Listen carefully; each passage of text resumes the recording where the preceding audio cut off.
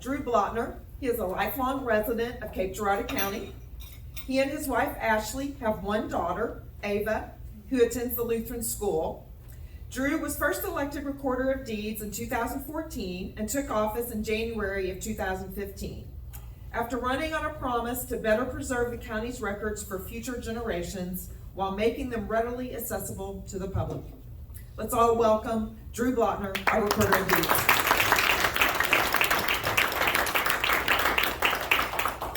You may have the podium and the mic. You can screw that way? Welcome. You're welcome. Thank you all for having me tonight. Just a little bit about the Recorder of Deeds office to start out, brief overview. Most of you are probably much more in tune to what your county elected officials do than the general populace, so you probably have a good feel for what the office does, but in the case you don't, just a little bit about the office. As the name implies, Recorder of Deeds, we record deeds. What is a deed? Basically, generally the documents that we record in the office are land records. Anything and everything that pertains to land ownership. So if you think about, you go to buy a house, Joseph buys a house from William. William gives him a slip of paper where he signs in front of a notary saying that Joseph's the new owner of the house. Okay, it's basically a receipt for your property. But your property is a little more important than anything you would buy at the store, so you don't want to take a chance of losing that receipt. You record it at the recorder's office and it's on file forever. The records in our office date back to June of 1806, and that is, June of 1805 is when the deed books start. 1806 when the marriage books start. But the records that are detailed in those deed books actually predate that era. There's numerous transactions from the 1790s and early 1800s that there was no recorder's office at the time, so people just held on to them. Once the recorder's office opened up, they brought them in and those documents were recorded at that time. Why is that important? Well, let's say you go to buy a piece of property today and you don't have the money to buy the property. You have to go to the bank. You have to take out a loan. The mortgage on your house, we consider a deed of trust. Well, that deed of trust is recorded, but nobody is going to lend you money unless you have a right to buy that property. So in the old days, they would do a property abstract. And when you buy a house, a lot of times you get a big old stack of papers all stapled together that would detail from the very first owner of that land, whether it started out as a Spanish land grant or whether it was someone who had purchased their land directly from the United States government or received it as a land warrant for military service. Well, that became the first owner of the land. And then from that document forward, those abstracts would detail the property until the person that you bought it from. And that would be your chain of title back to show you own the property. Well, in the later half of the mid-1900s, they kind of did away with that system. They started doing the title insurance, and basically a title company, they would search your property back, whether it be 45, 60, 100 years, and they would research basically what had always been included in those abstracts, and they would say, okay, we guarantee you have a right to buy that property. This person had a right to own that property, and we'll sell you title insurance on that, saying that if there's ever an issue with the property and goes to court, we'll offset the cost and, verify that you do have a right to it. So that's kind of how it kind of changed from the abstract to the title search. But the documents in that office are so important because it goes from, you can literally trace your property from one individual to the next, all throughout history to the current owner, which is yourself. So as far as document types in the office, We have 120, 130 something maybe document types in our land records. And so you have your warranty deed, your general warranty deed is your most common document, which shows, that's what people think of when they think of a deed of a house. Your deed of trust is your mortgage. Your deed of release, whenever that document is paid off, you get a deed of release showing it's paid off. You no longer own the bank or owe the bank any money. Then there's all sorts of other documents that are recorded. You don't pay your state taxes or your federal taxes, they'll record a tax lien against your property.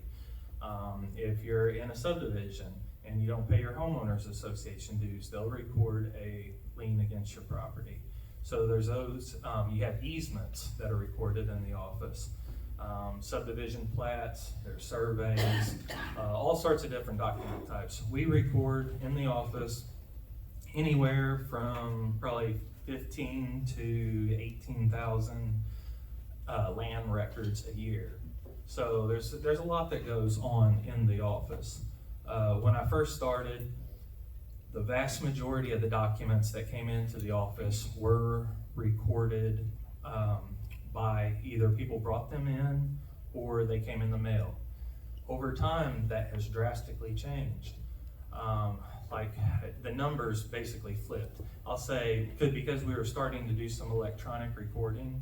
And the first year I was there, I think maybe we did 3,000 something e-recordings, and the rest were maybe 12,000 that were brought in or mailed. That's basically, those numbers have flipped today, and we may get 12,000 e-recordings a year, and then maybe 3,000 in the mail. As far as e-recording, it's not as simple as somebody emailing us a document to record. There's lots of verification that goes on. There's only 4 e-recording vendors that work with the office that can submit a document. We can only record original documents in the office. So if you bring something to us and it's a copy, we cannot record it. We have to have the original, we have to have the wedding signature if it's presented at our counter to record. If it goes through an e-recorder, the submitter has to verify to the vendor that this is an original document, and they'll only do business with, like, say, attorneys or title companies or banks or someone that they have vetted to ensure that they're not going to just record fraudulent documents. So as far as the office is concerned, like I say, most of it's land records. We also issue marriage records. Anywhere between 550 and 650 marriage license a year we will issue. So to be married in the state of Missouri, you have to have a marriage license. You can go to any county in the state. There's 114 counties plus the city of St. Louis. You can get a license in any county and then get married anywhere in the state, but then that license goes back to that county. So we've got the marriage records all the way back. Like I said, we've got the books back to 1806, and the loose leaf go back further than that. We keep all those documents. They're very valuable to us, very valuable to the history of this area. When I came into the office in 2015, we had our land records on the computer back to 1984. Today we have them back to 1805. They go all the way back. We pretty much digitized all of the records in the office, all of our deed books, our marriage books. They're all available online. You can research them from home. People ask, is there a fee for that? We do charge for document access, and those fees are set forth by the state. So like for a regular document, it's $2 for the first page and $1 for every page thereafter. And people want to know, it's like, well, we're taxpayers, why isn't this free? Well, part of it's state statutes that say, about that set the fees, but at the same time, you got to think, we are one of the only county offices that generates more revenue than what we spend. So we may generate twice the revenue in a year for the county and the state that, other than over what our budget is. So it just kind of depends on the given year and how many land records that we record or how many marriage licenses we issue. As far as the money we take in, it's all very specific where that money goes, and it's all set by the legislature as to where that money goes. Every month I remit money to the county treasurer, and then the county treasurer will go through and send money to these different entities within the county and the state. And then I also remit directly to the state every month to 3 other accounts. So that money's all turned over. There's all sorts of accounting built into our software that calculates the documents, calculates the fees. To record a document, land record is $24 to record the first page, $3 for each additional page thereafter. And all that money is broke down into all these different portions where it goes to fund different things. A lot of it funds the office. So as far as accomplishments, things, I always, when I went to run to be recorder, my main goal was, I've always had an interest in history, so I wanted to preserve these records the best they could be preserved, but I wanted them to be readily accessible. I didn't want them to be locked away where nobody could ever look at them or anything like that. So it's been a priority for me to get the records digitized, and I've tried to do it as best I could with minimal cost. So applied for grants. The state of Missouri, Secretary of State's Office Local Records Program, they have grants available. So I've applied for numerous grants over the years, and with those, we started out, I got some office equipment. It was a microfilm reader scanner. We got a grant to digitize military service records from aperture cards.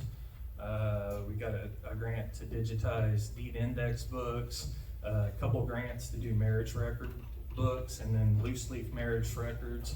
So those grant funds coming from the state of Missouri, that has definitely helped offset the burden of the county. And some of them have been, fairly large when, if they'll match 50% and it's capped at, say, $25,000 match for a $50,000 project, that really does help. Other things that are available to the public that the office needs, that the general public needs to be aware that the office does. We do, I'm sure we've got veterans in here. If you have not recorded your military service records, please do so. It's free of charge, no charge to record those. And if you ever need those in the future, it is a whole lot easier to get them from the county than it is through the channels of the federal government. So you just come over to the office, you show your ID. If you're the veteran, we make it right there. If you're not the veteran, you can say you're the wife of the veteran that needs to obtain it. Since those are closed records to the public, we can't just give it to them, but we can give you a form to fill out. You just take it to one of the notaries in the building, they notarize it, bring it back, we give you the certified copies. So, and then there's no charge for those. There's an honor rewards program for veterans in the office. It's through our software company. Most veterans will have some sort of military ID that they can use at various places to maybe get a discount on a meal or something like that. Some do not, if for whatever reason don't have a card and they want a card, our software company will print out a little honor rewards card and mail it to you. So that's something you can sign up through the office, and we've got a list of businesses that have those benefits on there. Something that a lot of people are worried about these days is property fraud. And property fraud is something that is a big issue in your big cities, and you hear about it a lot. I think a lot of times people will hear about it from television commercials or things of that nature. And when we go to recorder training, they always have speakers on the topic. And, sometimes they might bring a speaker from, St. Louis or Chicago or some big city like that. And around here, thankfully, it's not that big of an issue. But basically how this happens is when a document is brought into the office and it meets our statutory recording criteria as set forth by the state statutes, we must record the document, okay? As long as it meets everything, we look through it, it's been signed, notarized. Verifying who the submitter of that document is does not fall on us. That responsibility falls on the notary. So if a notary is willing to sign and seal that document saying that person is who they say they are, we accept the document. So what could happen is if somebody has a fake notary seal or somebody happens to know a notary, they can create a fictitious document, get it notarized. Or they may have a 5-page document and replace a couple pages with a couple others that were notarized and bring that in. So there's a couple ways that could happen. Once that, so basically, where this has been a huge problem is where, let's say you have you have a couple houses around the country, and one house sits vacant for 9 months out of the year, or maybe you just every now and then will use it as a vacation home, and somebody realizes this house is sitting vacant. Sometimes they'll record a fictitious deed transferring that house or that property from you to them. Record that. They may be living in that house, and you show up and you've got squatters in your house, and try getting them evicted. In today's society, it can be kind of a pain. So one thing that we offer is property fraud alert, and I encourage everybody to sign up for it. What this does is it goes off of your name or your business name. If you've got rental property and they're under like a LLC or anything like that, you'll put in your business name. Otherwise, you'll put in how the property's titled. And if any document is recorded with that name on it, you will receive either a voice phone call or a email, and you can choose which you would prefer. And so if you've got kind of a rare name and you're the only person in the county with that name, it works great, because if you get a notification, something's going on with your property. Now, it doesn't necessarily mean it's fraudulent. Let's say you just refinanced, you bought another piece of land, you did anything with property, you're going to get a notification. Now, if you've got a real common name and there's 3 of you or 4 of you in the county with the same name, you may get notifications for somebody else's property. So it just kind of depends on the name, how good that works. But you would at least, if you got the notification, you can always call up the recorder's office and say, hey, I got this notification, here's the document number, can you tell me what it says? We can just look at the legal description and tell if it's your property or if it's the other person. So it's not that big a deal. But like I say, that's a free service. All you have to do is come into the recorder's office and tell us you want to sign up, we'll sign you up. Or you can go online to our website. And the easiest way to find it is just do a search, Google search or whatever, for Cape Girardeau Recorder and pull up our website, or you can get to the county's page and then select Recorder of Deeds Office. Once you're on our page, we've got a lot of different links for different things. There's links to all of our records on there, and if you're interested in searching them, it's easier if you can just come into the office and I can sit you down at a public workstation and explain how to use the systems if you're not familiar with them. We do have 2 systems that our records are in. Most of our older records are in one system, and our newer records are in another system.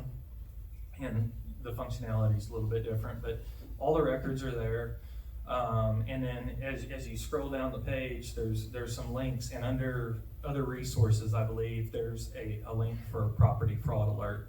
And you click on that, and then you select state and county because it's provided by our software company is who this is through. And as far as, a lot of people will come in and they'll see these advertisements and, be like, is this something I should pay, a monthly fee to, or, whatever the subscription rate is. And we always say no, because that information is based upon data that they either buy from the recorder's office or the assessor or the collector, somebody, they got that data from somewhere, but it took a while to get that data. So if you sign up from us, and you're paying for it too, whereas if you get it from us, it's straight from our software company, so that the latest you're gonna be notified is probably the next day, if not that day. It's very quick turnaround, maybe an hour. Then, I'm trying to think, there was something else I was gonna say about that, but those are some things to take advantage of in the office. If anybody wants to research your property, if you're interested in it, the office is open. I've got 3 deputies there in the office that are there, and myself, and we'd be happy to help you. If you want to learn to research property, or if you're doing a genealogy project and you want to find great-great-grandma's marriage license, or if you want to, look at some old subdivision plats and, see how the boundaries have changed over time, or whatever you want to do, that, we'll be glad to help you.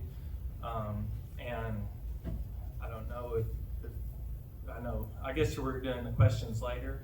Yeah, So. I think so. And is that enough, or do I? No, that was great. I don't know. Should we ask him questions now? Yeah. All right, I was thinking the same thing. So, there's the microphone right behind you, Kim. Whoever wants to ask a question, get behind the microphone. Get in line. Well, thank you, first of all, because I had that question about the risk management of your deed, and I had that written down, so thanks for answering that.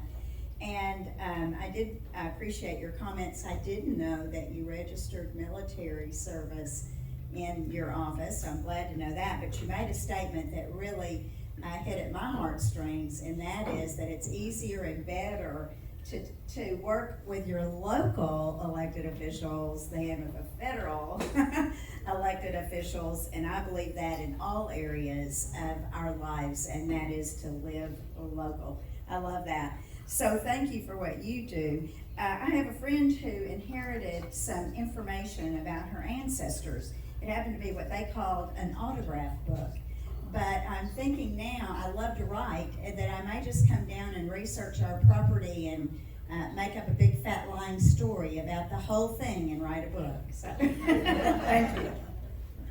Thank you. One thing I forgot to mention, and this happens all the time. In fact, I had a gentleman bring one in today. If any of you have ever received letters in the mail, sometimes they'll be from a Jefferson City address, sometimes they might be from a California address.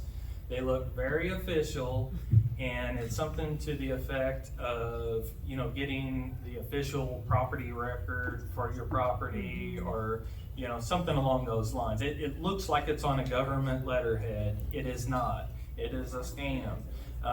What they will do, and anytime, like say, if you did any sort of transaction, paying off a house or something like that, something that they picked up, they will basically buy a document from us for several dollars and turn around and mark it up $80, $90, $100 and sell it to you for a much larger cost.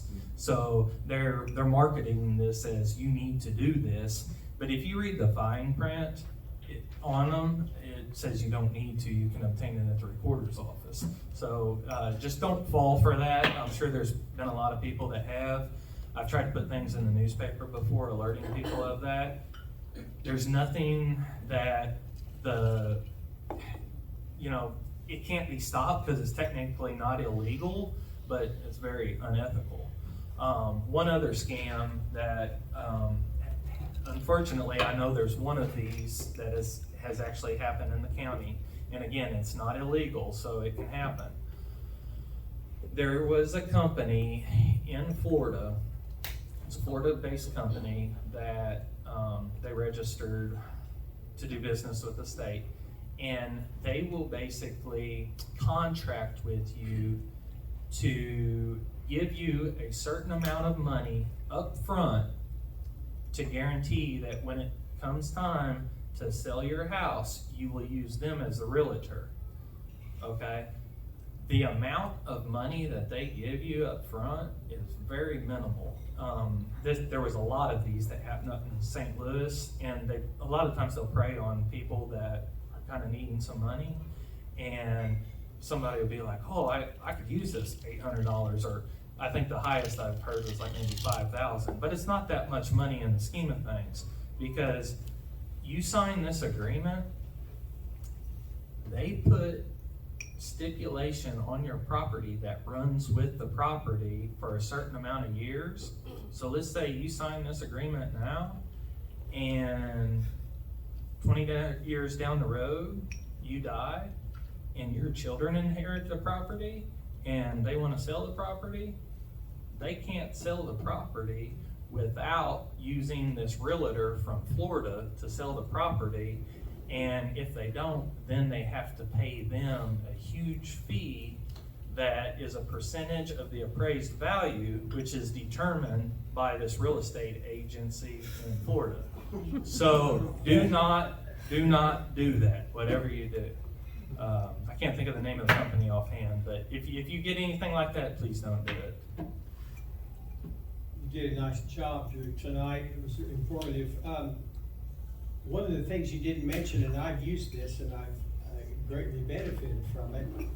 So this is a two-part question. Number one, would you maybe speak to the map you have, which you can look up any plot in the county and see who owns it, and even find phone numbers and other kinds of information about the ownership of it. That's a great service. Okay, on the map you're talking about, Yes. you're probably talking about the assessor's tax parcel map. Is that on the assessor's website? Yes, it Okay. is. And it is wonderful. And a lot of times, most of the people who do a lot of research in the office will use that system as well, and they will cross-reference them. And,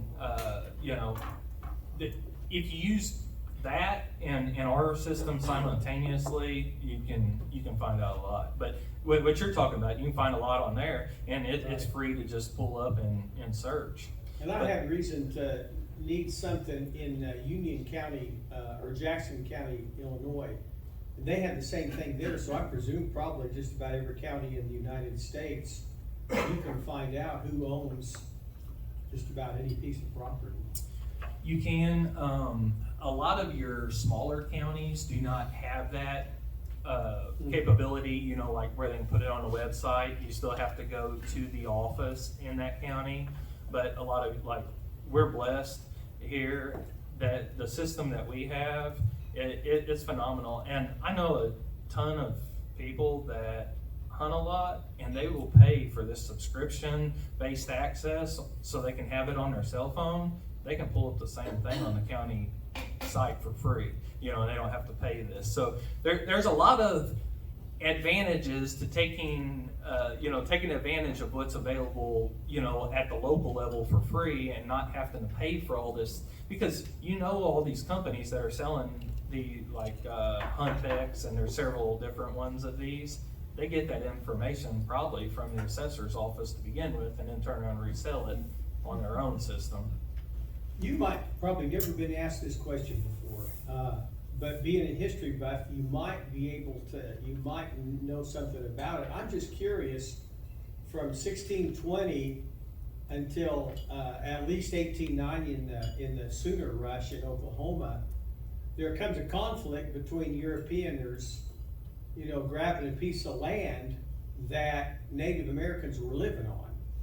And they weren't all nomads like in the Five Nations in the Southeast, and then the Algonquins in New England. They had houses and farmland and all that. Have you read anything about what happened, like that conflict, when all of a sudden these people say, hey, the government, give me this land and you're on it. I own it, you don't. And of course the Indians had no Have you read much about that?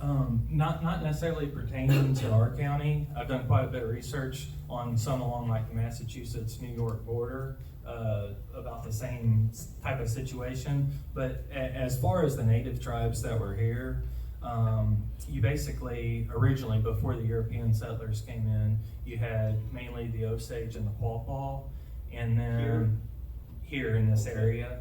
And those were the two predominant tribes. There was others that might come trade and whatnot. But with Lorimer coming here, and he had a hand in bringing the Shawnee and Delaware tribes from back east in Ohio. They had actually lived in the same area. They were he traded with them in Ohio. And then so when they came around 1780, they settled up mainly up around the northern part of the county, up along Apple Creek on the Perry County line. And there was a couple settlements, the largest being just over in Perry County. But there was some that lived in Cape Girardeau County as well. The land which they settled, I don't know if they were actually I don't think they were deeded that property or anything like that. They settled there. And they were there until like 1825, I think, is when the last cleared out of the Shawnee and the Delaware. And at the time, there was probably a couple thousand Shawnee and Delaware up there. Where'd they go? Oklahoma. And then shortly thereafter, then you had the Cherokee and all of the other 5 nations come through. But the Shawnee and Delaware, there's a lot of records at the county level that mention the Shawnee and Delaware, but not necessarily in the deed records. You find a lot of court records, and it is normally somebody of European descent that was stealing from a Shawnee or a Delaware that the native was actually in court, and the charges were filed against the Frenchman or the Englishman or the Scots-Irishman or whoever he was at the time, But there are, I know there's numerous mentions in the records, and those are at the County Archive Center. I'm trying to think back on the deed records, if there's any, and none are jumping out. But there are, you find a lot of things in the deed records that, by today's, norms or values you wouldn't think about. There's, you go through the deed books and there's a deed for a slave, or there's a deed, they had all those transactions were recorded just like any kind of other property in the books. So there's a lot of history in those books that a lot of people never think to research.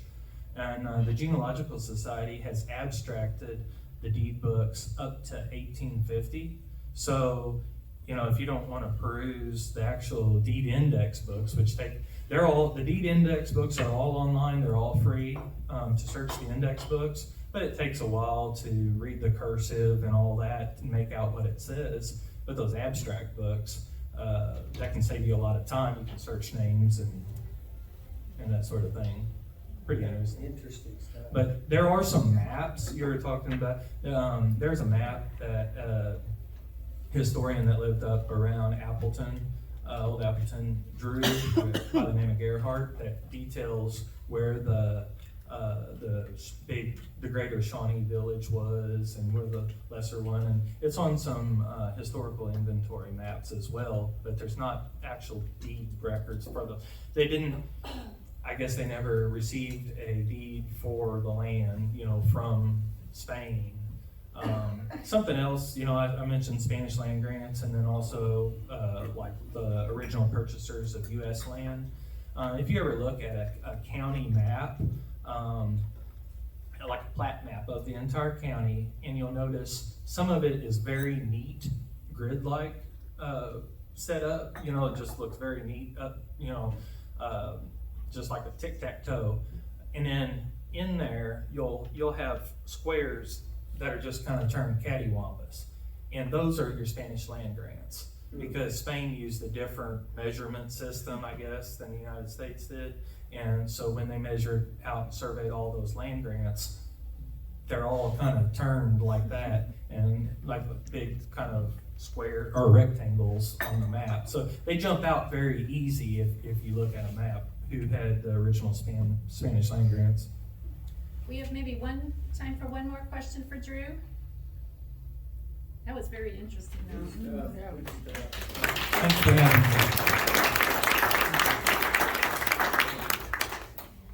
Rox is gonna tell us the bio for Miss Kara.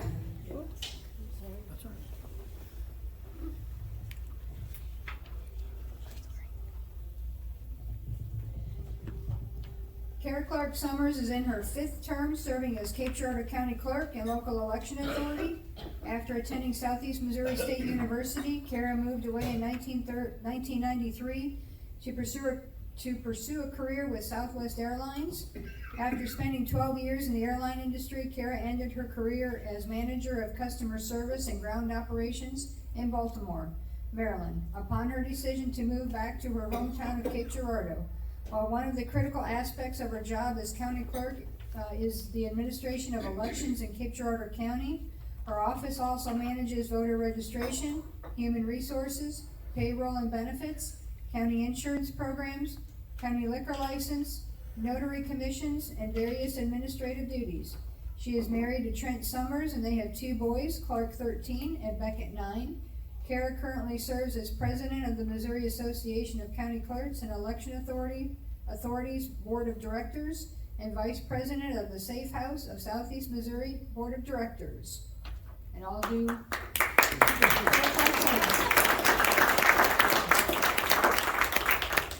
you, Roxanne.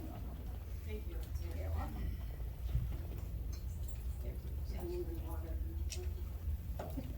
You're not busy, are you, Kara? I know. It's a lot. Thank you, and I apologize for my phone going off a minute ago. I have my cell phone on me all the time, and actually I have my desk phone forwarded to my cell phone because I try to be responsive to people when they text me or call me, so whether it's morning, noon, or night. So I do apologize for that. But thank you all for having me this evening. So Jan had asked me to speak tonight, and I said, what would you like me to speak about? And she said, well, just tell people what all duties you do because they do think that all it is about voting. And so there is a lot of other duties that we have. And I'd like to introduce Joshua Wiseman. He's back there passing some informational handouts out that we brought. And I didn't probably bring enough for everyone, but I hate to waste things. But if you'd like more information, please just contact me. I can email you, print that out, and there's a lot of information that we put on our website at capecountyvotes.com. Just because it says Cape County Votes, that's what most people go there for, but all of our other information's on there too, like the government directories, the political parties for the county are on there, list.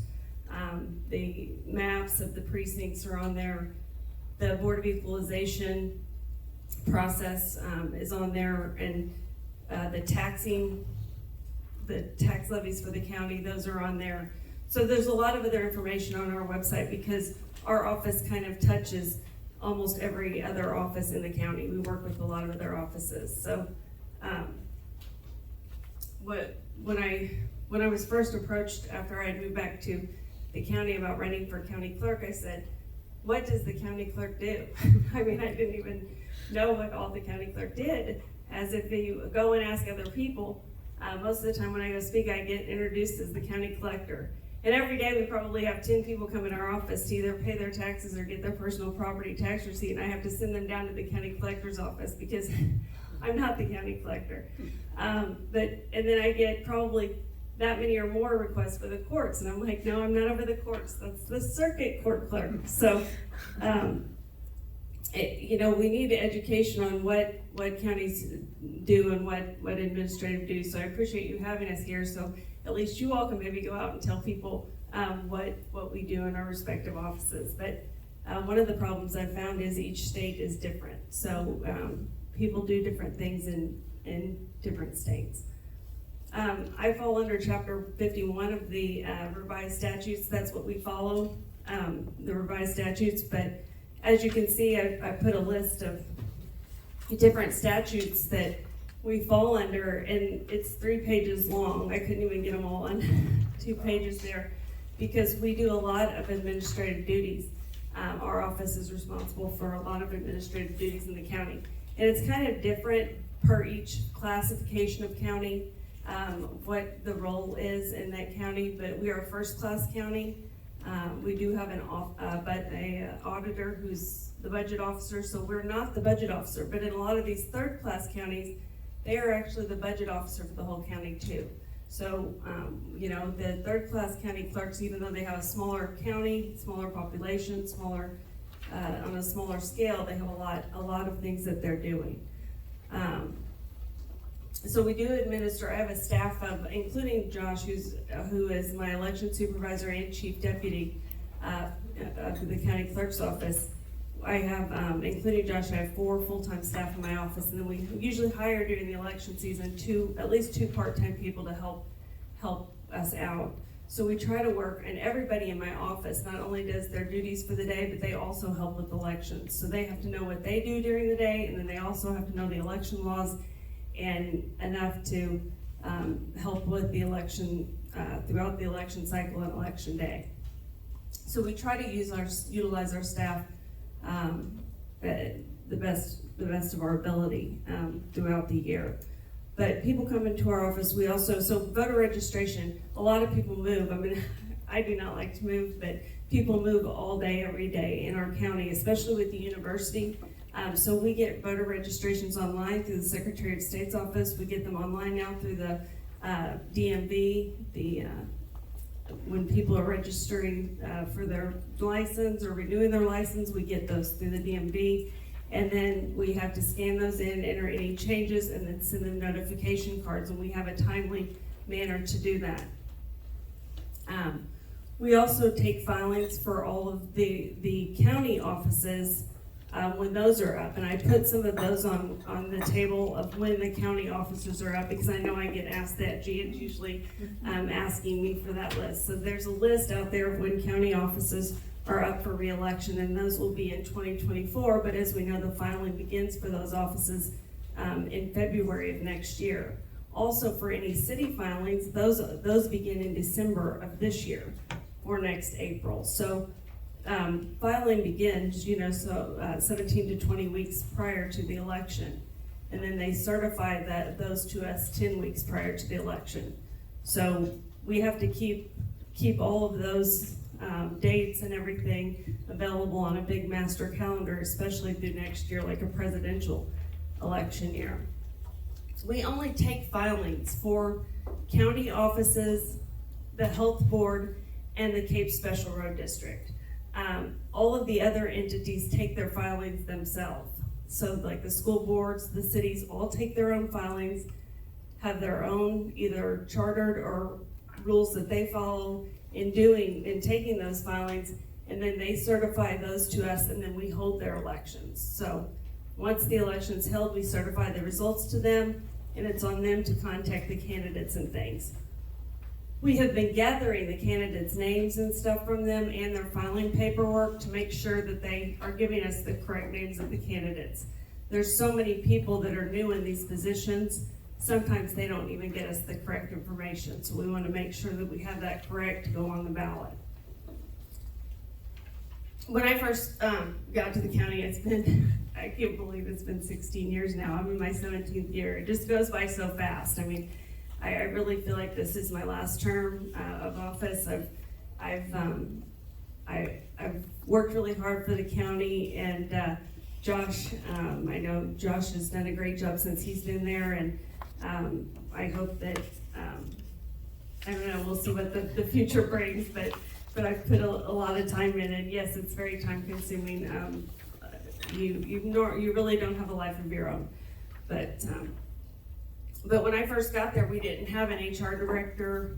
All of that was actually in my office, HR and payroll. As you know, evolving over the years, HR has become a beast of its own, human resources, and making sure you're following all the laws and with FMLA and all of that, and we have to know all of those laws and the payroll laws. So I know all of that, and I stay on top of all of that, but we have evolved where we have a director and a assistant, but that's all, I oversee that. So any problems that they have or any day-to-day things that they need, I have to be there and be responsive to those, or if they can't get in touch with one of them, then I'm the one that they go to. So we are oversee that, and we have 250 county employees. So, you know, somebody has something going on all the time. I'm also the clerk to the county commission, so I sit in on the county commission meetings, try to keep them in line of what dates and things and different things that they need to be aware of and coming up. And we have different laws that we have to adopt for ordinances and things like that, getting that paperwork in to the different various departments. We also work with each taxing entity. So all of the different taxing entities in the county, I think we have 45 of those in our county. We are the go-between between the state auditor's office and each one of those jurisdictions for setting their tax rates. So they have to hold their public hearing. They come into our office or certify that to us, and then we enter all of that into the state system so that they can set their tax rate and be published statewide. So we're the go-between between all of those little entities and the state auditor's office. We also are responsible to take the state assessed property in the county, gather the local assessed property in the county from the county assessor's office. We put those on a sheet, and it's very detailed out as to what each entity has, and we actually certify that to every entity. So the schools, they know what their assessed value is. That comes from our office, with information provided by the state and the assessor's office. So then we have to certify those, and all of these things have deadlines, and it's always right during the August election. So I get no rest during the August time period, about a month of that. I'm also the secretary to the Board of Equalization. So when somebody has wants to file an appeal with the assessor's office, they make the appointment through the clerk's office. And then I sit in on those hearings with the Board of Equalization, made up of 3 commissioners and 2 outside members, and they hear all of those things, and they either might, if somebody can't work the amount out with the assessor's office, and the Board of Equalizations decides to uphold those appeals, then those can be filed with the State Tax Commission. So we have to notify the entities that filed, or people just like yourselves who have filed an appeal. We have to send a letter to them notifying them of the decision of the Board of Equalization here in our county. So we're getting ready to publish that notice of those deadlines now. The Board of Equalization convenes on the 3rd Monday of July, and appeals are due by the 2nd Monday of July. So that's coming up and something we're currently working on. So it's my responsibility to maintain the records for the county commission. We've just had a company come through, and our archive center director, which that's under me also, but we have an archive center director, Mary Beth Niederkorn. She does a great job. We work together with ArchiSearch, who scanned in all of the commission minutes from all the past, and those are online now, available on the county website under the Archive Center and the County Commission site.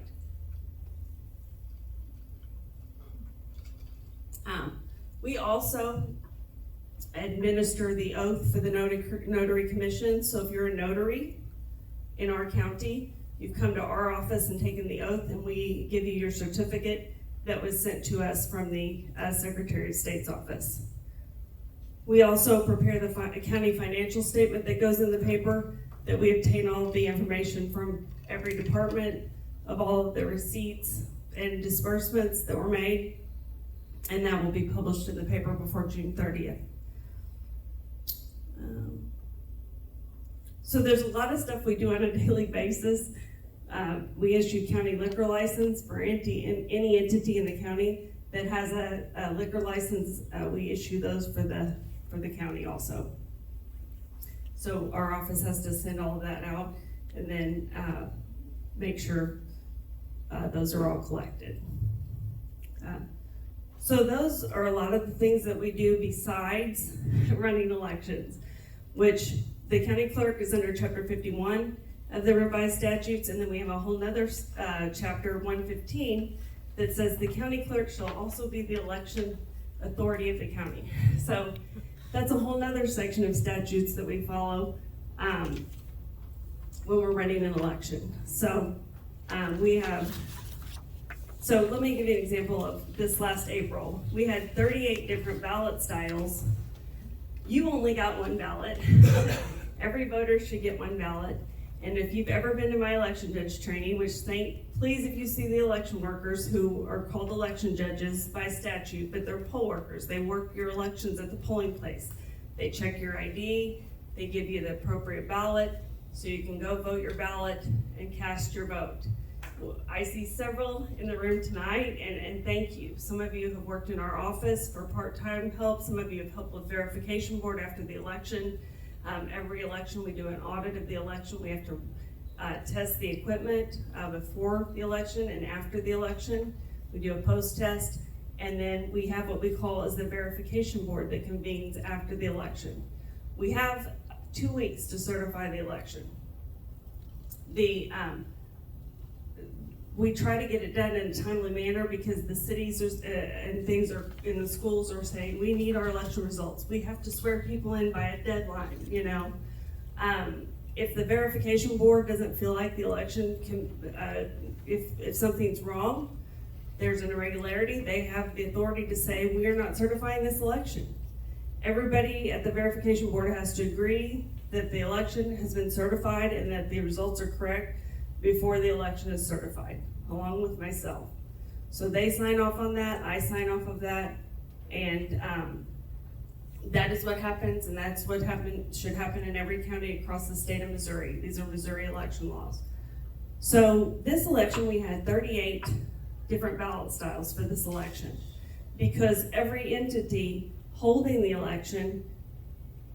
So we had some confusion in this election. We have one sample ballot on the website that has everything, every entity holding an election, okay? You might most people that live in the very city limits of Cape lived in the Cape School District, but that's not the way it is anymore, because Cape City has annexed so much land, and we have people who live in the city limits of Cape who actually also live in the Jackson School District, you see? So they get a different ballot than the people who live in the city limits of Cape and live in the Cape School District. Also, when the libraries are having an election, the library districts are different. So depending on which library district you live in, so you have schools, then you have the cities, then you have wards. If you're living in a ward, you get a different ballot than the person living in a different ward. Whatever school district you live in, that's what you get to vote on. So there was some confusion because people thought that since the sample ballot said reorganized school district R2, people thought that they could all vote on that question, which was the Jackson School District question. Well, you can only vote on the Jackson School District question if you live in the Jackson School District, okay? That's how it works. So I had some people even call me that live in the Holcomb School District that their child has graduated from Nell Holcomb grade school and now goes to Jackson High School. And they felt they should be voting on the Jackson School District question. But that's not how it works. Unless you picked up your house and moved your house with your child to the Jackson School, you do not get to vote on the Jackson School District question, tax question. You only can vote on something in the Nell Holcomb School District. So I'm really going to try to educate people on that because I feel like, there's just a lot of confusion out there about what people get to vote on. And we're also trying to get our GIS system set up to where Teresa Hefner at the City of Cape is actually helping us. She's a GIS specialist. We don't have one in the county. So she's actually helping us on her own time at night to draw little geos around little sections around each parcel, and then she has to connect those. Like if your house is in the Cape City, but you live in the Jackson School Districts, that's gotta be a circle. If you live in a different water district and different, so there's all these different combinations that we could have in order to where you could go on your house and click on that map that you were talking about earlier, that fabulous map on the assessor's website that you can click and see everybody's parcel. We want it to be a way to where you click on your house and you can see your exact sample ballot that we've loaded in the system. That way you will know what you are actually voting on. You can always call our office and we can email you your sample ballot or mail it to you, or you can come by and pick one up. The one that you'll actually be voting on if you don't know your voting districts. But right now, that's the best that we can do is have that sample ballot on the website. People ask me all the time, why do you send me that voter card when I can't use it for my ID anymore? Because the voting law, ID laws have changed. You have to have a photo ID now. By law, we're required to do that because it tells you your polling place and it also tells you your voting districts on that card. Okay, so by law, we're required to send that, and it's also part of our canvassing process by law that we send you a piece of mail, and if it's returned to us, then we put you in inactive status. You're still registered to vote, but when you go to the polling place to check in, they say, what do you say? You say, have you changed your address or moved? And then we have to have you update that in order to vote. So it's a way that we can catch people when they have moved and not notified our office. And that's all by law. We do that by law. So let's get back to the election. So after the election, the results that are posted on Tuesday evening are unofficial because we have to add in, and the verification board does this, but we have to add in any provisional ballots that were deemed, cast at the polling place, but that were deemed to count. We also, there is a law in place that any military or overseas ballots that are received until noon on Friday are added in. Now, these are Missouri's laws, not any other state's laws. And then also, if you had an absentee ballot and now you don't want to mail it back and you want to return it to the polling place, that would be counted in also at verification, okay? So any of those things could change the results from, if it's a close race, from unofficial to official at verification board. But we always do a hand count audit of 5% of our polling places at verification board, and we also do an audit of any place that had an irregularity reported. So if any irregularity was reported at a polling place on election day, like the machine went down or a voter, left their ballot in the trash can or, something like that, we go ahead and do an audit of that whole polling place. We also take the results from the polling place that night and everything that, they do a certificate of ballot that says, this is how many voted here today, this is how many ballots were cast that day, this is how many provisionals we had, this is how many spoiled ballots we had. So we do an audit of all of that. This is how many check-ins we had, and we can go back and look how many people checked in at that polling place and make sure that everything matched in each polling place that we have in the county. So we have 32 polling places. We have 2 central polls, one at our office and one at the Cape satellite office that anybody can vote at on election day. And then we have all of those other polling places in the county because our county goes all the way, from Delta to Old Appleton, Friedheim, and all in the out county. So we have to make sure all their supplies are delivered. We hold the election and then all of their supplies are picked back up the next day. Now anything that's accountable for is picked up brought back that night by 2 judges. They deliver it to the election judges. They deliver it to our central polling place there in Jackson. But we can't thank our poll workers enough because without them we couldn't hold the election. If you ever see them, please thank them because they don't get paid much and it's a 14 and a half hour plus day. a long day. And also the people that come into our office for verification board and who help throughout the election process. It's a lot. So we want to thank them because they're doing service to our community. And we also brought these little, become a poll worker. I'm always trying to recruit people. You can scan that little code and go, it takes you to our site that tells you just about it. And there's also an application there online that you can fill out for becoming a poll worker. We also brought with us our election dates for next year.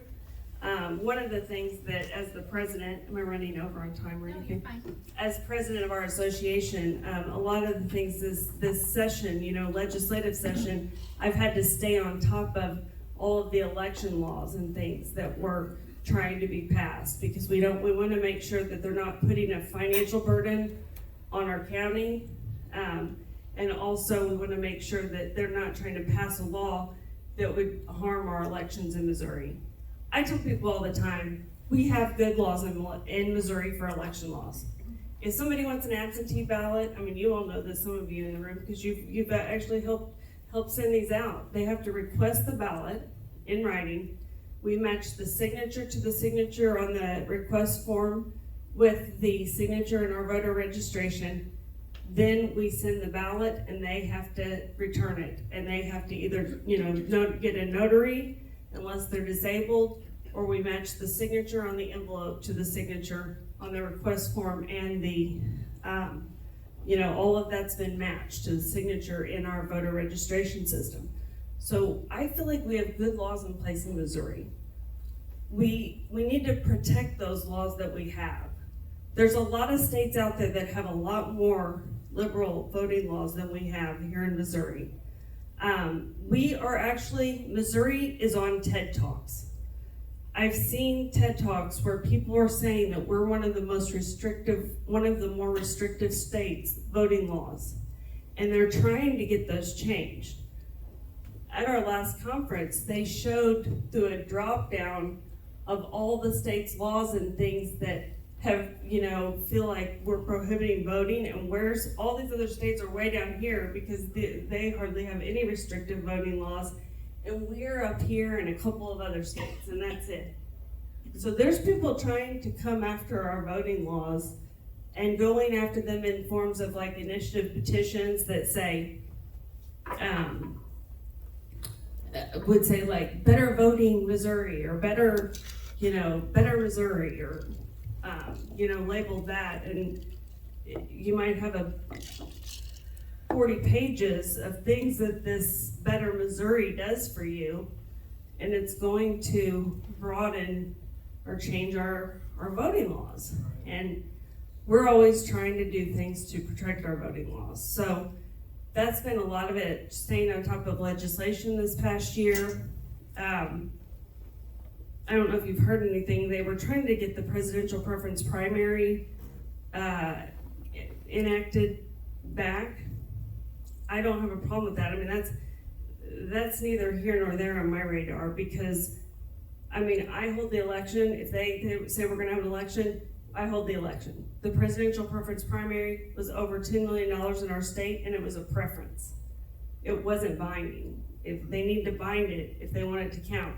What they were trying to do was put it 3 weeks before our April election.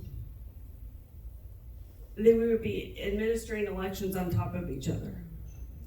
We did it one time, and there were people in the state who messed it up. And there's over 35 new clerks that have been sworn into office in January.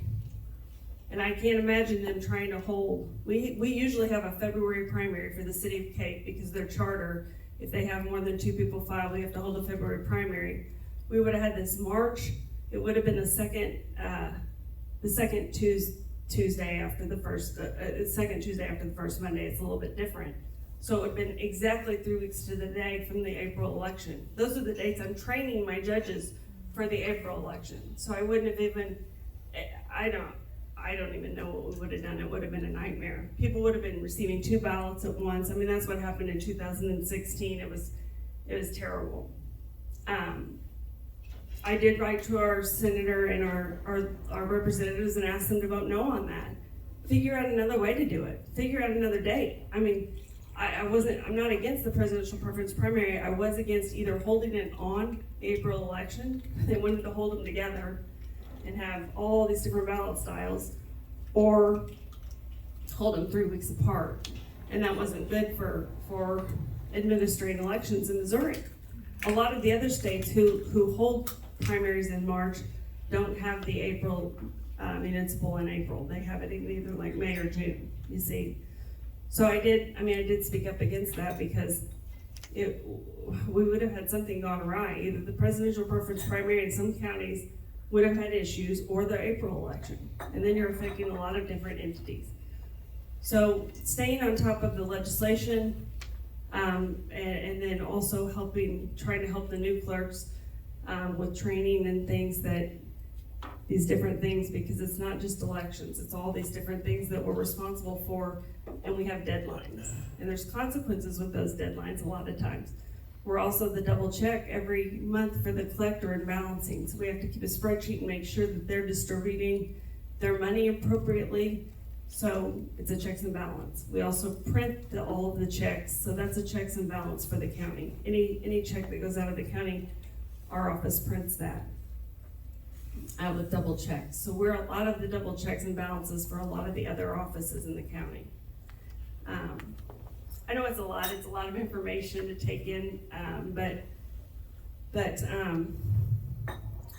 I tell Jan all the time, she contacts me a lot and asks me stuff, and I want people to know that they can contact me anytime, and I try to be responsive as quick as I can, unless I'm in a meeting or something that I can't take a call. But I encourage people to come in and talk and ask questions anytime, and I want to, I'm here to serve the people. So that's what we try to do in our office every day. And I can't thank enough for the people who have worked in our office or at the polling place and dedicate their time, and we know we can count on them to be there. Because in this April election, I'll tell you, we had 15 people call out on Monday, the Monday before Election Day. So we were scrambling to find people to fill in. We had utilized almost all of our standby judges. In a presidential, ironically, it's easier to find people to work because they're excited to work. But in these April municipal elections, we have to have equal numbers of Democrat and Republican judges working together.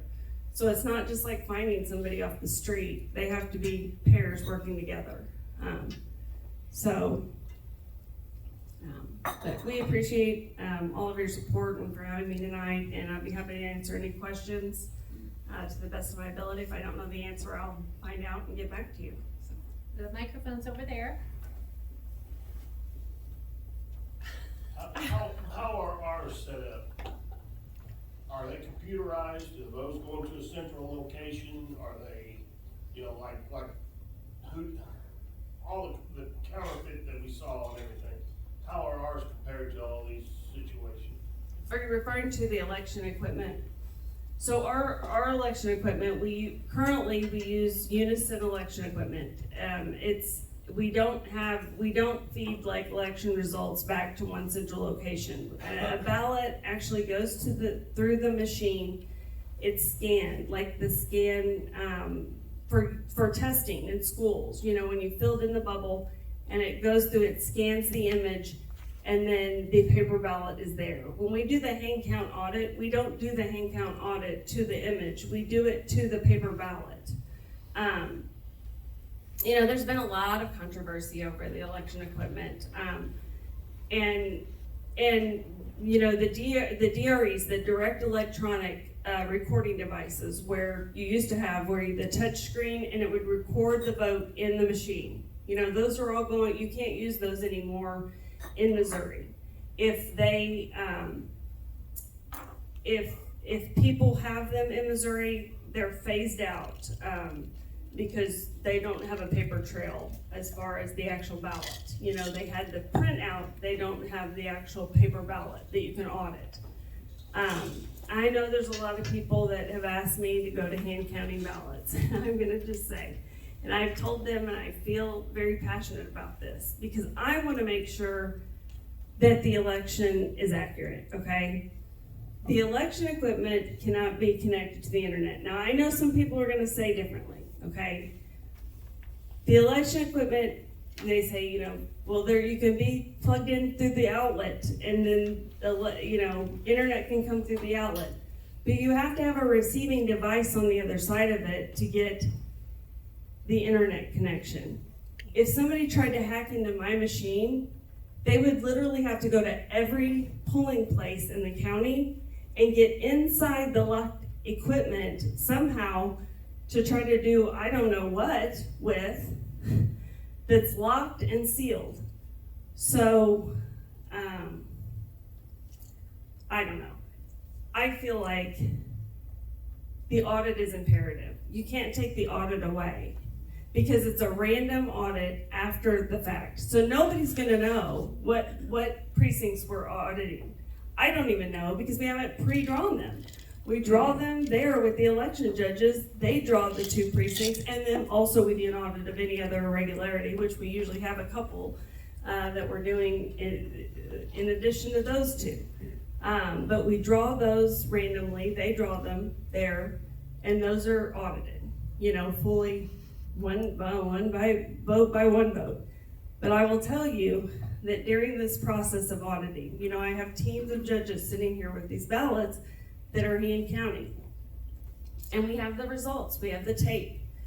And I have something to go back to. I have this tape. So you will never believe how many times somebody accidentally gave somebody else, you know, a vote for another candidate. If they're hand counting, because it's human error. Even if you have people sitting here, a team over here sitting here with a sheet, we've done this in the past too, and a team over here sitting with the sheet, and some, you know, 2 people are here in the middle calling out the votes. They're telling and they're telling. At the end, somebody's missed something, okay? Osage County, and I mean, I hope I can, I'm not trying to put words in her mouth, but I've got at the office, I meant to bring it, but Osage County in this election in April did a hand count. I think they had 1,700 ballots. So that's nothing compared to our 40,000 that we're gonna have over 40,000 in November next year. But we have more than that in one precinct, you know, 1,700 ballots. That's what they had countywide in this April election. So they did the hand count on election day. I keep running. They did the hand count on election day, and I wasn't there, but she wrote up an article. I mean, I'd be happy to share it with you because she wrote it up and published it. But they did this hand count, and they certified the unofficial results, and then on Friday they ran them all through a central tabulator, and they were different. The results were different. Well, when they went back through them, they had transposed the votes for one candidate to another candidate. Also, the Help America Vote Act said that if a race was overvoted, the ballot has to be sent back out of the machine so that the voter can have an opportunity to vote, to revote the ballot, spoil the ballot and revote the ballot, because if they overvoted for a race. Well, they also found in this hand count that a lot of people had overvoted races, but they didn't know it, you see, during this hand count that they did in Osage County with the, I think, 1,700 ballots. But I'm very passionate about this, and I feel like that if we went to hand counting ballots, I would not be able to certify the election. I would not, because human error is going to prevail. I mean, if you asked an accountant to go and do your accounting by hand without a calculator or computer, do you trust that? Do you go to the emergency room and you have all these monitors hooked up and you go in there and you say, I don't want any electronic devices in here. I want you to do my surgery by hand and no electronics in here. I don't trust them. That's basically what you're doing to the election, because I have no audit trail to back it up to. Come into the office, come be part of the verification board, come be part of the process. Come learn about it. I'm inviting you anytime. Every time after the election, we go through this process. But I would not be able, if we did that, I would not ever feel comfortable unless I went through every one of those ballots myself and did, which would take weeks and months and whatever. I would never be able to certify the election unless it was a tiny little election that had maybe 50 or 100 or 200 ballots. I would never be able to certify an election. I remember when, I'm old enough to remember in Prowers County, Colorado, when the idea of machines came along and everybody was so excited because it was gonna be accurate. You know, now we're going back to the opposite way. You know, Kara, when I look at the breadth of your job, this isn't my question, but I wonder who would want your job? I don't know. I mean, you know, we've heard from all of them now. I think we've heard from all of them. And your job is tough, daunting. I'm telling you, that's amazing. And you know, this organization happens to like you, and we're pretty picky about public circles. Here's my question though. So let's say I live in the little district north of town, Holcomb. I live there. By Missouri statute, I get to pick between Jackson and Cape High School. So I pick Jackson, but I don't live in the Jackson district. My kids go to Jackson and I have no voice in the money, and I have no voice, I presume, in picking the board. Correct. That's going to correct. be unconstitutional, I would think. Well, That's like it's without where, representation. it's where a voter chooses to live, and the way the laws are is wherever your house is, those are the taxing jurisdictions you live in. And, you know, unless people, you know, for a smaller community like that doesn't have a high school, and then people choose to go, you know, if they wanna, I know they would have to move, you know, to go or live in a place where they could vote on those issues. It's a little bit tricky because you know, now Holcomb's blessed to have the grade school they have, but don't have, you know, it's a very good school. We've voted there for years, but they don't have the high school, and so therefore, the way the law is that where your house is where the jurisdictions you get to vote on, you know, and I have to explain that to people, like even my election judges at training, some of them are looking at me like, what? And I'm like, we have these different ballots because, you know, you might live across the street from me, but you live in that library district and I live in this library district. Or you live in this state representative district and I live in this state representative district. So then that's the ballot you get, and that's why we have all these different ballot styles in these elections, because the person should get the correct ballot. I mean, how many times so I don't want to call anybody out, but I mean, the one main thing I stress, and we have like a 2-hour training in this packet that's like, how many pages long was it? 86, yeah.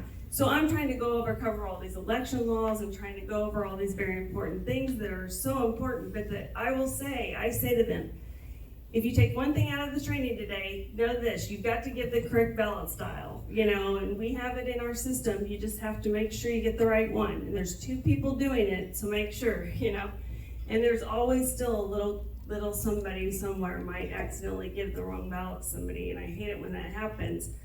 If that does happen to anybody, they are supposed to take the ballot back and make sure they get the right ballot. We need to do our due diligence to make sure that the appropriate ballot's given also. But yes, Randy, did you have something? I had a couple comments and then a question for you. And I'm a poll worker, so full disclosure, I worked for Kara from time to time for several years now.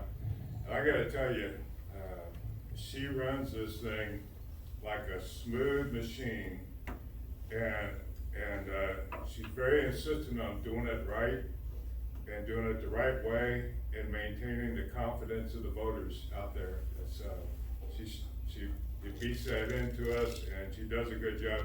She could write the book on how to run elections for the nation. And it would be a vast improvement. It would.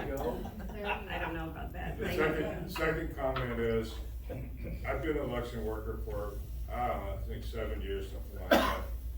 And if you haven't done it, you might wanna consider it. It's very rewarding work, and it's one of those things where, yeah, it's a long day, but the team you work with is good. And you get to meet the people that live out by you, your neighbors that come in there, and they get a comfort level of seeing you. And that increases their comfort level with the whole election process. So it's one of those things that makes you feel good. You know, you probably volunteer for many other things. This is a couple, 2 or 3 days a year, most years, and it works really well. Now for the question. Having done this for so long, I sit there and scratch my head as how did elections, and I'm talking about Cape County, even the state of Missouri, this is the whole nation, how did it end up being on a Tuesday? Why don't they do it like on a Saturday to where people don't have to hustle? We got people lined up at 6 o'clock in the morning, they're going to work, or people hustling to get back after they get off work before the polls close at 7, or mom picking up the kids and then trying to get in there. Wouldn't another day work better? Well, thank you, Randy. Thank you. I did not even know he was going to be here tonight, so I sure didn't tell him to say that. And thank you for saying that. Thank you for your service. And it is a long day. I don't know the answer to that. I will try to get that answer and get it back to your group. We do have 2 weeks no excuse absentee voting now in Missouri. So they passed that law in August, at the end of August last year. So the first election was November of last year. But 2 weeks of no excuse absentee voting, where you can come into our office in Cape, or our satellite office in Cape, or our main office in Jackson, and you can cast your ballot if you're ready and you know what you want to do. You come in, you show your photo ID, and you can vote a absentee. And it goes through the machine just like it would, you know, if you were at the polling place on election day. And those results, you know, are not tallied or released until 7 p.m. on election night. So, but we do have that 2 week no excuse option now, which I'm glad they gave because of that very fact. But there have been efforts to move it. I know in the past to like a Saturday or something, and that people have stopped that from going through in the legislation. So I don't know, you know, I'm not sure about that, but I will try to get the answer to that and get back to you. And you know, people say a lot, I hear, we trust you, and I'm like, don't say that. I mean, yes, I took an oath to uphold the Constitution of the United States and the state of Missouri, and I will do that to the best of my ability to follow the laws, because I'm always telling you, you know, if I don't know an answer to something, I will try to find it out and get back to you, because I want to give the correct information. But trust, you know, you need to make sure we have good laws in place, because always keeping our laws the way they are is going to be imperative moving forward in the future. So pay attention, you know, try to pay attention to what is going on with our laws. I feel like some laws could be a little better, like we tried really hard with our association. We had several resolutions we wanted passed this year. One of them was increasing the feet of electioneering from 25 feet from the outer door of the polling place to 50. And why did I want that? I want that because that's my biggest complaint I get on election day, is that these people were in my face when I was trying to go in to vote, either electioneering, you know, for they're a candidate there trying to get elected, or they're there on behalf of a candidate, or they're there on behalf of an issue, either for or against it.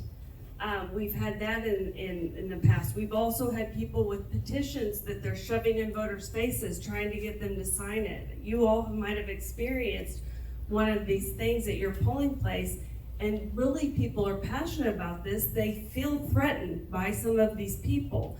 Now, not all of the candidates or something like that, but these people who come into our county from other places that they don't know for an issue, they're either in support of it, trying to get in people's faces, vote no on this or vote yes on this. And that's happened in our county in larger elections, especially.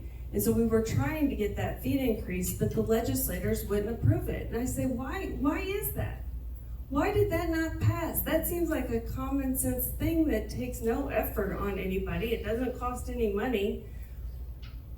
Because there are candidates out there, some legislators that don't want to increase, now I'm not talking about our local ones here in Cape County, but there are legislators in the state of Missouri that don't want to increase the fee because they want to be there campaigning on election day right up at voters. And to me, it's becoming a safety issue. But we didn't get that done this year, so we hope that we can get that done maybe next year. But some of those things I would like to see changed, but not our good Common Core voting laws in Missouri. Can you spend just a little time explaining voter?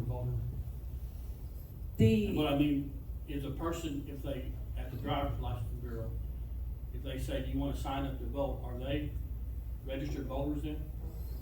Is that what it says? so yes, the motor voter law, so there was two questions that when that passed, then the DMV, the driver's license bureaus, had to ask questions and had to register people to vote.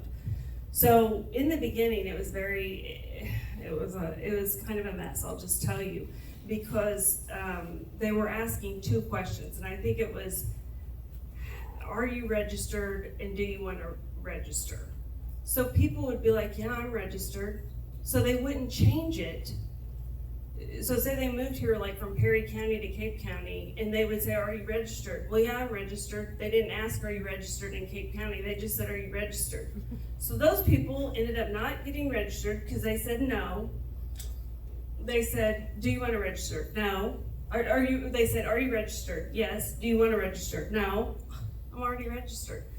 So a lot of those people, guess what happens? You have to be registered by the 4th Wednesday prior to the election in Missouri to vote. So those people would show up at the polling place in the past, ready to vote. They went to the driver's license. So we have this emergency number to the driver's license bureau on election day that's supposed to be open from 6 a.m. to 7 p.m., which, how many times can we get through to that number, Josh?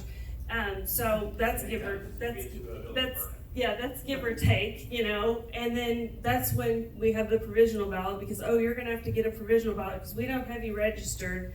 And then we get it and they said, well, it looks like they were registered, you know, they were already registered. They must have thought they were registered. They were registered in Perry County. They didn't know they had to change their registration to Cape County. So back in the day, those people, it happened every election to all these people who couldn't cast a ballot. Okay, it was terrible. And there were sometimes, I mean, one time before they got their new system, this happened one day where we got about 30 registrations in and they were all blank except the signature. And I was like, what is going on? So I had to go sit with the lady at the DMV and we tried to go through every record and tried to match up a signature that day because the person filling it out didn't realize that the ink cartridge wasn't working on the information slot that went through. So we've had those types of things that have happened, you know, and I'm sure if those happen in our county, they've happened across the state. It's a good thing because they do get people registered or when they've moved to change their address. The law did change. We worked on this law for our association and we did change it and this is a good law. I feel like we had, or the first election we had this, so it's not automatic registration. You know, they have to say they want to register and they have to fill out the form and they have to sign it. Well, it was supposed to be printed off with their information that went on their driver's license card and then they sign it. But how many did we have our first election with the new law? So if somebody moves from another county in Missouri and they were registered and they moved to our county but didn't know and they show up on election day, they can still vote. They just have to come into our office and vote because we pull them from our system that's a centralized voting system so they can't go back to like Perry County or Scott County and vote. But I think the first election that happened in, which was I think last November, we had like 45 people that got to vote who had been registered but maybe had been living in Cape County for a year or two and just didn't know they had to re-register moving to Cape County. So I felt like that was a good law. But we don't have same-day registration. One of the things that people are trying to get in place is same-day registration. And I feel like that would just be, I don't know, people could just come register, maybe not live here, maybe do. I mean, you know, I don't know. I'm not really personally for that. I feel like, you know, 4 weeks before I felt like was not good, when these people couldn't vote from county to county, but now we've got that fixed. I feel good about that. So like I said, there's some few tweaks in the law that I feel could have been, enhanced, which we're working on as an association. But I do feel like most of our laws are good laws. Did that answer your question, or? Yes, thank you. Yes. We probably have If I time. can touch on that too, so when they do at the DMV say that they wanna register, we used to mail those cards, now it's electronic. So if they do it today, we'll get those in the morning and we process those the next day. Thank you. And we do also, in the centralized voter system, we have a way to match up everybody. What we send out, the snippet we send out to our election judges at the polling place is just the name, the address, and the date of birth. All of the other information is housed in our voter registration system that is across the state. So we can see voters. We use the death list from Missouri. We use the obituaries to pull people if they've deceased. Now, some people who go and die in another state, we did have the ERIC system we were using, but we don't have that now. But that's how we would find out if somebody died in another state, and then we could remove them. And there's certain verifiable information we use to do that, like the last 4 digits of the social, the date of birth, and addresses, past addresses. We can look up those things in our central voting system. So in order to register somebody, if we go to register them and they're already in the system, it will draw a red flag and say they're already registered or they're not. We are not connected to other states, so somebody asked me if there's fraud, in our county, and I said there's been 2 instances that I know of since I've been here in 16 years.